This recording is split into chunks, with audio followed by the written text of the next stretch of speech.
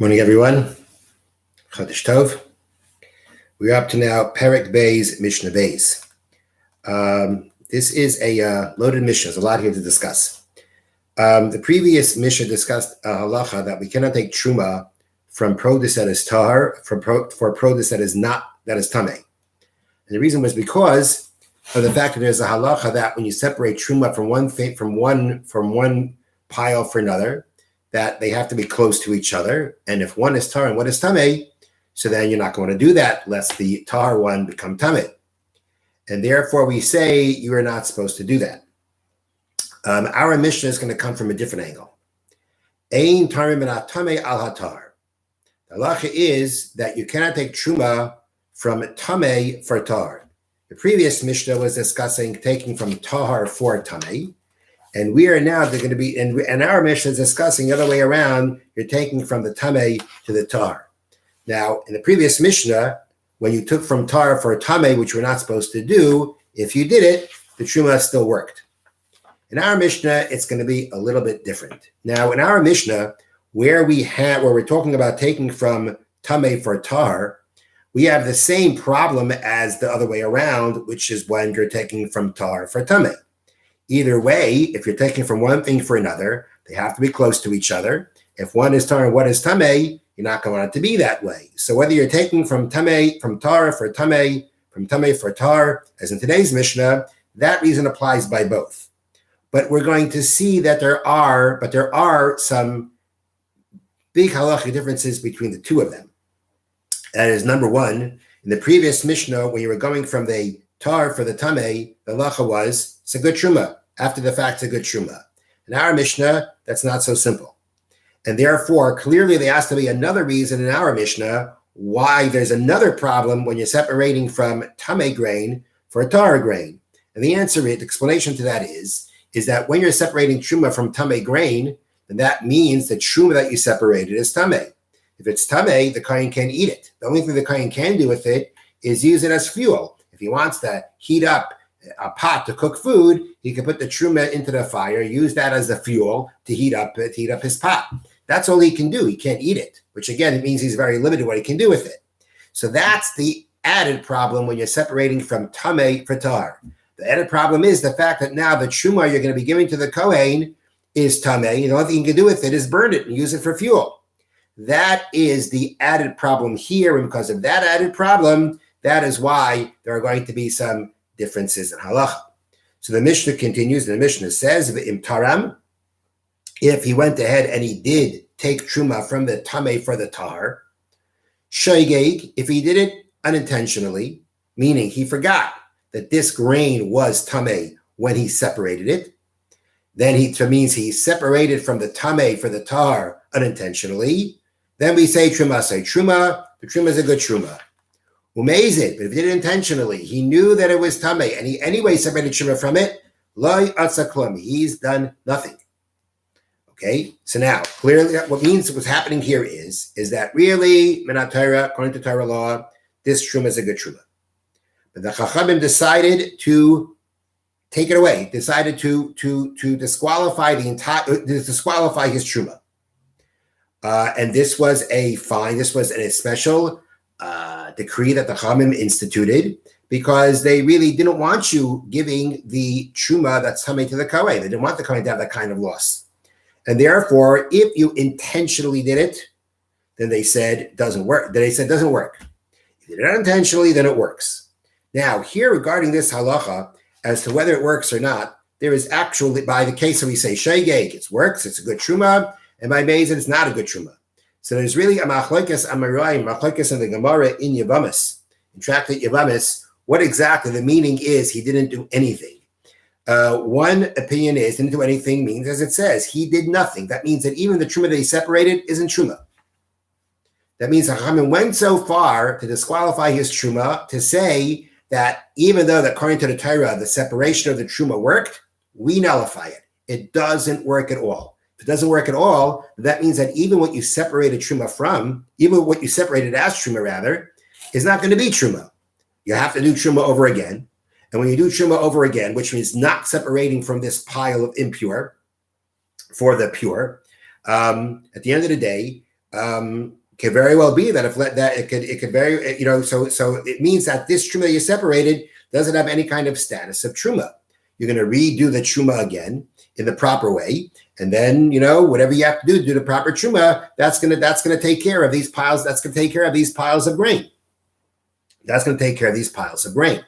But according to what you did before, when you took from the tamei for the tar, the Chachamim disqualified it completely, and therefore what you did is absolutely nothing. Even what you separated as truma doesn't have a status of truma. Others learn that lo yasel klum doesn't mean that they went so far to nullify the act of truma. You separated the truma, according to Torah law it works, and therefore it is truma. Just that what you try to make the truma for, the grain you were trying to make edible, allow you to eat it, because the truma that you separated, it won't work for that. You got to take another truma. You got to take another truma for that pile of grain that the tamei truma was separated from, that although minatar it should work, and the actual truma that what you separated as truma will have a status of truma, that grain that you took truma for still remains tevel, according to rabbinic law, and the rabbis obligated you to go ahead and separate truma again for that pile.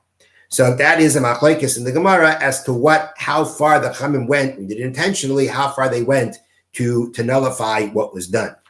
Now, one last thing on this part of the Mishnah is that the Bartanura qualifies this case where we say that if you did it unintentionally, when separated from the tamei for the tar unintentionally, that there the truma works completely. What you separated is truma, what you separated for isn't tevel anymore. Everything's done and it works. That only works if that's what I'll start from another way.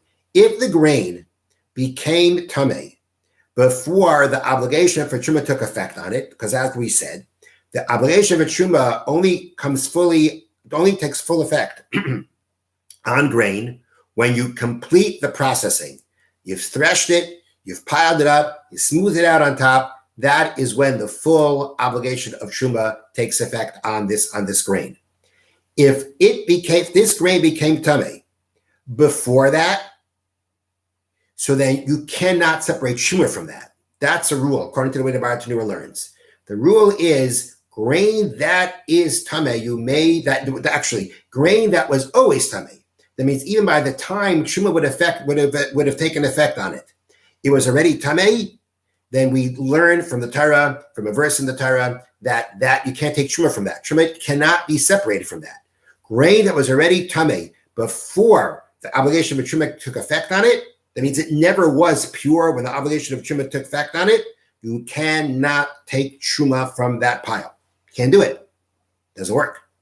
And therefore, the case in the Mishnah where you are separating from tamei for tar, that we say inadvertently that it does work, has to be talking about that it only became tamei after the processing was completed. The processing was completed. The grain was pure. The processing was completed. The obligation of truma took full effect. Then it became tamei. At that point, since again there was a point of time that it was pure, and the truma took effect on it. So now it becomes tamei. You could separate truma from it, and that is the case where we say in the Mishnah that if you separate it from impure produce for pure produce inadvertently, the truma is good. Is talking about where it became tamei after the processing was completed and after the obligation of truma took full effect on it. Okay, that's the first part of the Mishnah. Now we have the next part of the Mishnah. V'chein ben Levi shehaya lo meiser tevel. A Levi had meiser that was tevel, and he was continuously separating off of it. If he did unintentionally, what's done is done. Unintentionally, it's not considered doing anything. So what's the case here?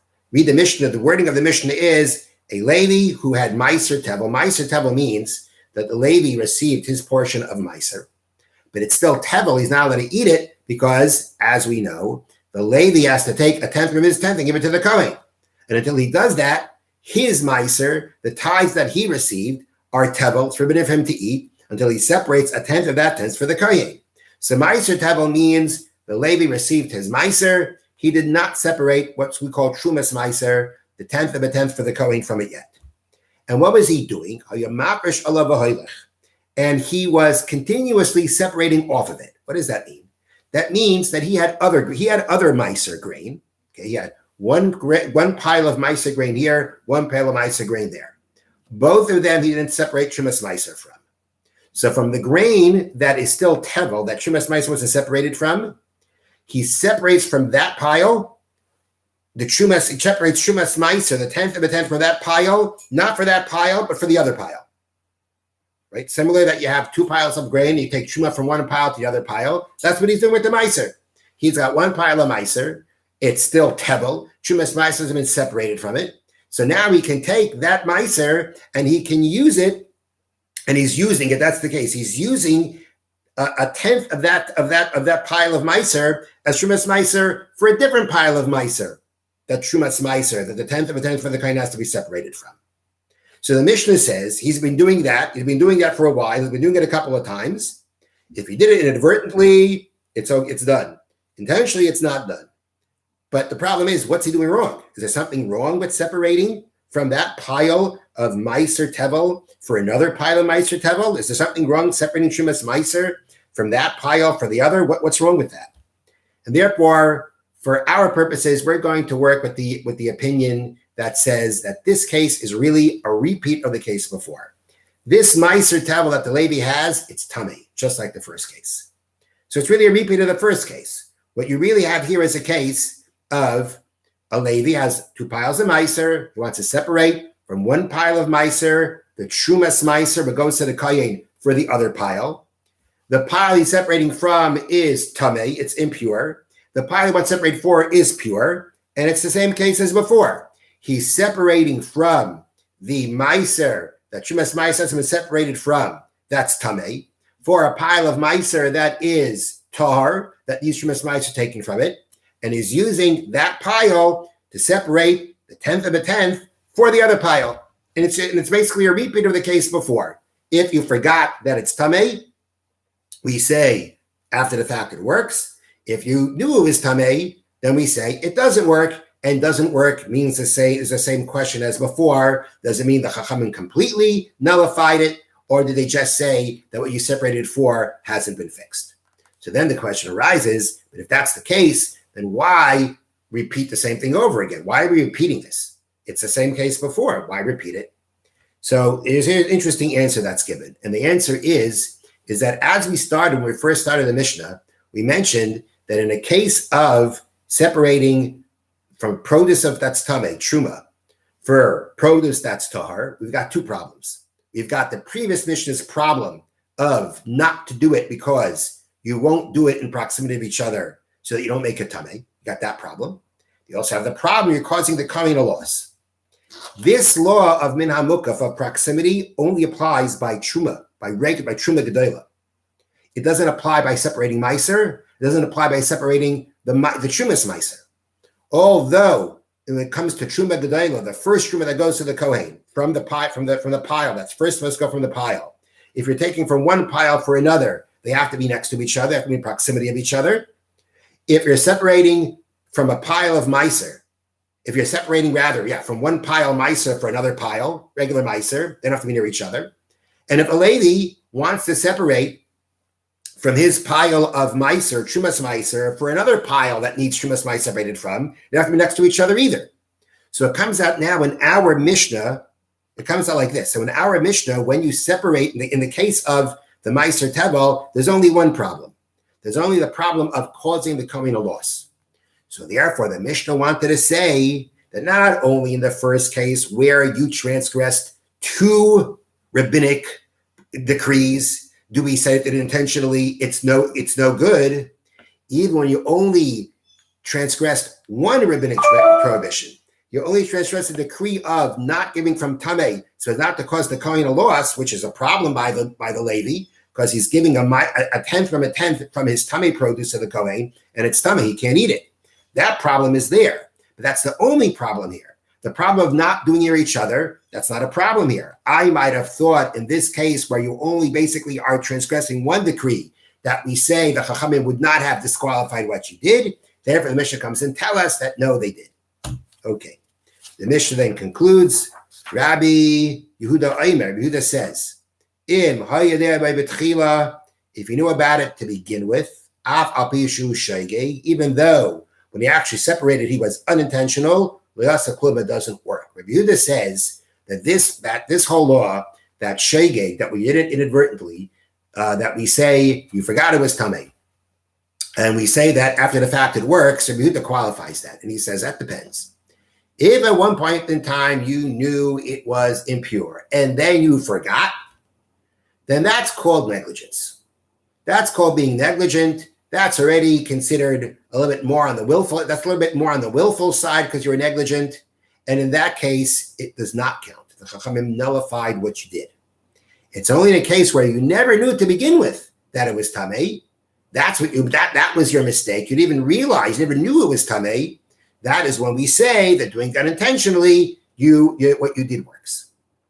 The halacha, according to the Baratanur, the halacha is not like Rabbi Yehuda, and the halacha is that even if at one point you knew it was tamei, but as you separated, you forgot. The halacha is, according to the Kama, which is what we follow, according to the Baratanur, the halacha is going to be that if you did unintentionally, it's going to work. So one thing I didn't mention before. That is that by the case of the Levi, I'm not sure why the Mishnah said it by the Levi, because it would seemingly apply in the first case too. But the Mishnah said about the Levi was separating from his Meiser, that's Tevel, for the other Meiser. It says he was continuously doing it. He did it a number of times. Why does the Mishnah mention that? So the commentaries explain that they mention it for the following reason. Because again, we're saying that when it's done shagig inadvertently, it works. So the thing is like this. The halacha is that if I want to eat something of yours and you tell me it's kosher, so I can trust you that it's kosher. So if there's a pile of grain here and you say I separated truma and meiser from it, you can believe me and you can eat from it. So what would be happening here is that in this case where let's just talk about the case of the Levi, and we're saying that it's tamei. The grain that is separating from the Trumas Meiser is tamei. And we're saying that the Truma works because he did it unintentionally. So that means that if I find out about this case that it was tamei, right? It was tamei. The grain you separated from tamei. Then I have to be able to believe the Levi who separated. They did it unintentionally. If he says that unintentionally, I can believe him. He says that unintentionally, I can believe him. They did it unintentionally. And therefore the truma works, and now I can eat from this produce that he separated the truma for. But I might have thought that if he did this a number of times, that maybe when he says, every time I did it, I didn't know about it, I didn't realize it, I forgot about it, especially if you learned that he knew to begin with it was tamei, but he's telling you that every time he did it, he forgot that it was tamei, you might have thought that you shouldn't rely on him for that. Because that's not so easy to believe that every time that he did it, he forgot. The Mishnah says, no, if that's what he says would happen, you can believe him and eat from the grain that he separated the truma from. Okay.